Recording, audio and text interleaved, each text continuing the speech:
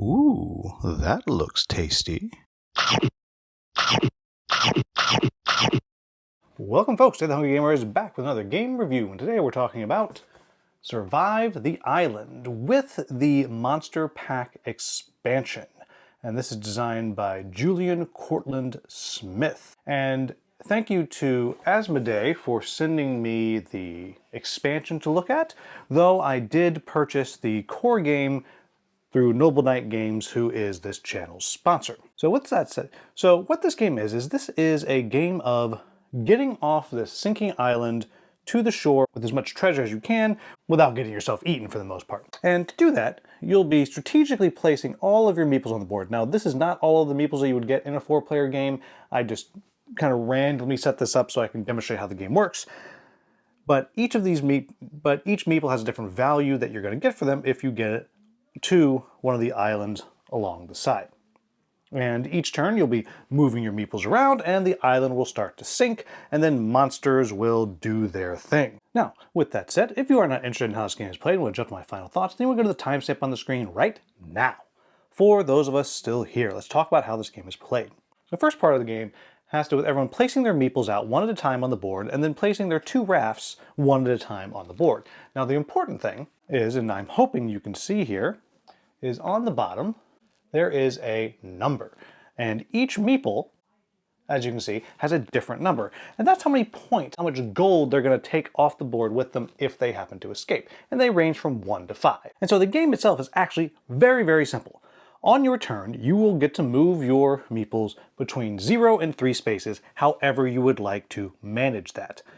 If you are moving land to land or land to raft, then you can simply move for 1. So I could go, say, 1, 2, 3 if I wanted.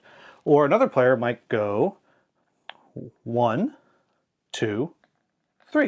You can also move if you have a meeple that's in the water. So if you have a meeple already in the water, you can still move them, but they can only move 1 space because they're swimming and they're in the water.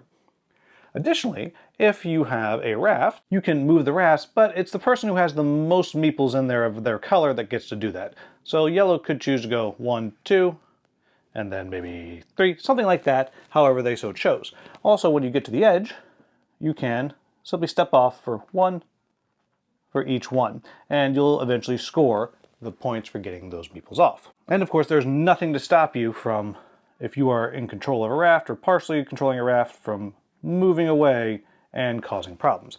Because what's going to happen is at the end of each turn, after you've done all of your movement, you will pick one of the lowest regions that are out there, and you will flip it over, and that part of the island has sunk. So I pick this one up, and we flip it over.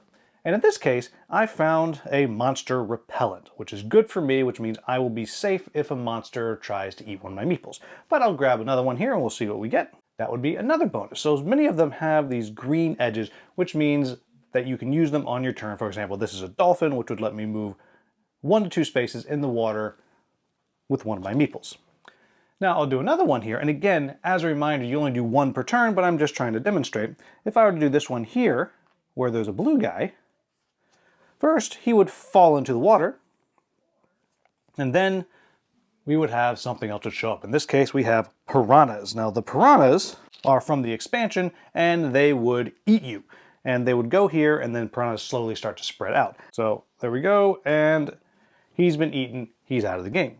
Now, after you've done, and again, there are a whole bunch of different types of things that can flip over. Again, I'm just going to flip some over so we can kind of see. Again, more bonuses, or perhaps you have new monsters. Now, the way this is going to work is when you flip over a monster, you'll put a monster of that color out. And the core game comes with sharks.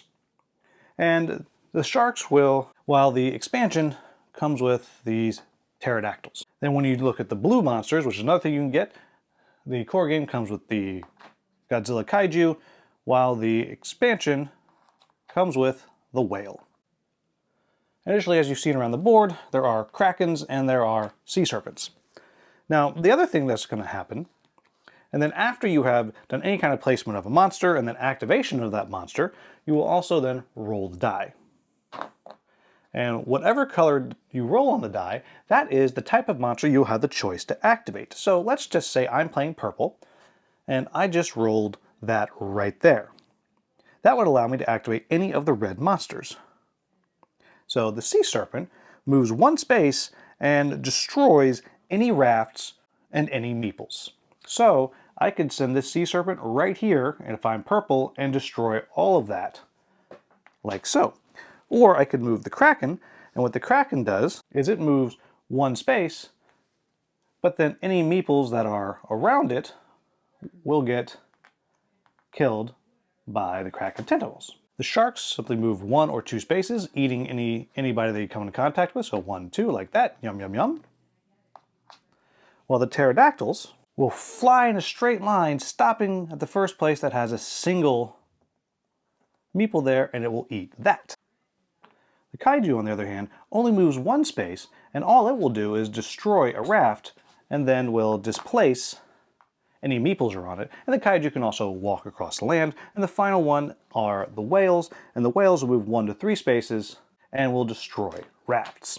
And that's how this game works. You're going to play until eventually you will reveal 3 volcanoes. And once that happens, the game will be over, or if all the meeples get off the board before that happens, then the game will end as well. Then you'll simply flip over all of the meeples that you have escaped with, and then you'll score points based on however many, whatever the numbers are on the bottom, and that represents how much gold you escape the island with. And that's how this game works. So what do I like about this game?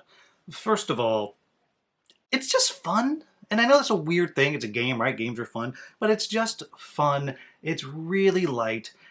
It's really easy to teach somebody, and it's funny, especially when you're playing and you're like, oh, please don't roll blue, please don't roll blue. Oh God, you rolled blue, and they're going to smashing your raft. Or they manage to pull the dolphin card out and they whoosh, so they zip past you and they get out when you thought you were going to smash them. It's just a fun take that style game, but it has some serious planning that goes into it. I mean, you really should be planning out where you're strategically placing those meeples at the beginning of the game. Now, I'm going to talk a little bit more about that later on, but where those meeples are and which ones you're going to get out, it's very strategic and it's very, very clever the way that works. Also, thematically, it's great fun.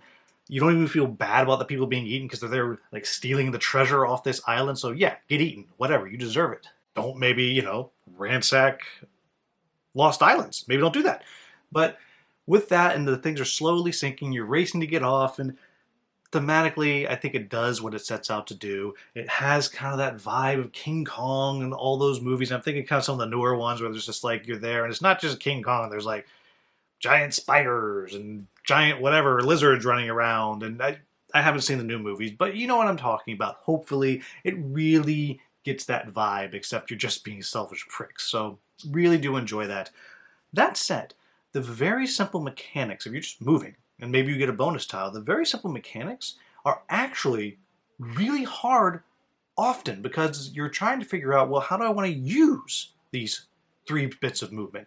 Because maybe you just want to push forward to get that guy to swim out of the water so he doesn't get eaten because this might be one of your 5s or whatever, or maybe you want to try to go for a whole bunch of guys spreading different directions. So it's actually really clever with the choices you have to make, especially as you're playing at a higher player count, figuring out, okay, well, they're going that way, I'm going to try to go this way, and if I can go a different way from where everybody is, maybe the monsters will kind of gravitate to that side of the board. Very, very clever. I also think the power-ups that you pull, and occasionally you get lucky you find one, are really, really, well, powerful, but in a fun way, because you kind of hold on to it, I'm going to use this now. And I really think that works quite well. But what I think makes this game the most interesting is the monsters, because they operate differently, they're out there, and they show up kind of randomly, but the fun there is of moving these monsters around and trying to plan out, okay, I'm going to send this kraken this way, and the kaiju this way, to kind of threaten this area, so maybe they're not going to deal with that area, and they'll go a different direction to try to block this off, or I'm going to try to do this thing because I know, well, kaiju comes and smashes this raft that I'm in, that's okay because I know I have a dolphin, I'm going to zip out of there. It really is very clever. And now I'm going to talk briefly about the expansion, which I think is pretty much essential to this game because the different types of monsters and having all of them out there is a blast. Because, for example, the kaiju, is great. It just smashes a raft, but it's very, very slow, and you can kind of keep ahead of that. But if that whale's out there, like you really got to think about what's going on. Same thing when you're looking at the krakens and how they work, and the sharks versus the pterodactyls, and all of those things. It's just really, really fun when they start all getting out there on the board, managing which ones you're going to move around. So I really love all the different monster packs that you have, all the different types of monsters that you have. And along with that, for a pretty inexpensive game, it looks really good. All the different meeples, it's bright, it's colorful. You can't see it on the camera view from top down that I had, but each of the different tiles is different thickness, so the mountain is actually taller, so you really have the vibe that the island is sinking, which I think is really, really clever. I really think that's, well, great. The meeples and the rafts that kind of slot into the rafts. It's just a really well put together game. It's really pretty and lots of fun. So what are my quibbles with the game? Well, the first one has to do with you spend a lot of time at the beginning of the game. I mean, a lot of time placing your meeples. Where are they going to go? Where are they going to go? You're not going to remember that. You don't remember that. And maybe I missed it in the rules, but I'm pretty sure it's not in there that you can actually pick them up and look. And I know if you play on BGA, there is no way to look. So in theory, you got to remember your plan on where you put things, and it's not going to happen. I mean, maybe if you're smarter than me, which is probably most of you, maybe you can, but you spend a lot of time with this planning, and at the end of the day, it doesn't really matter because you're going to be just as surprised as I am at what I got off the island at the end. Next thing I'll say is, obviously it's really mean. It's a really mean game. It is right up there, take that level, like Red Dragon Inn, take that style game. It's mean, mean, mean. No room for being butthurt in this game. It's just the way it is. Along with that, there is that possibility for kind of ganging up on somebody, but I just toss it out there because it's possible. To me, this is more one of those games where, okay, if two people are ganging up on one person, well, great, they'll beat them down, but then they're going to team up with somebody else to bring somebody else down, so maybe there's a little bit of king-making possibility there, but I don't think a lot, but it can happen in this style of game that's very mean when you get multiple players out there. And then the last thing I'll say is that there's so much chance to this game. There's so much chance. You might be the one that's really lucky and keeps pulling the tiles that have powers on them, like I did in the video example with the 3 in a row I pulled actually had powers on them. Or you might be the one that just keeps pulling monsters and killing yourself for all you know. Or just pulling the whirlpool, which we didn't see that can kill yourself. And on top of that, the rolling of the die. At the end of the game, it comes down to, often, if I can roll the right color, I can stop them from doing something. So there's just a lot of chance and a lot of chaos in this game, which is part of why I like the game. It's not Cosmic Frog level chaos, but it's a lot of chaos going on, and there's a lot of meanness going on, and it's just beer and pretzels silly fun. And I'm here for it. And I will also add in, again, that expansion is a must-buy. Absolute must-buy. I'm not going to say that the game is not fun without it, because it is fun without it, but the different monsters, just tossing them in there, it just adds a new level of strategy in different ways to make the other player want to flip the table. And I say that in a good way. This is not a bad, really angry table flip game. It's like, oh, I can't believe it, table flip game. And like I said, I really have had a blast with it. I think it's a delightful, delightful game, and I'm so glad that Asmodee was kind enough to send me the expansion, and I was able to pick up the other one from Noble Knight Games. Thanks, Noble Knight. So there you have it, folks. That is Survive the Island with the Monster Pack expansion. As always, if I made any mistakes in the rules overview, please let me know in the comments with the timestamp so I can get that in the Klingon subtitles. If you found this video useful, please like, subscribe, share, maybe become a channel member. As always, thank you so much for watching. Have a wonderful, wonderful day.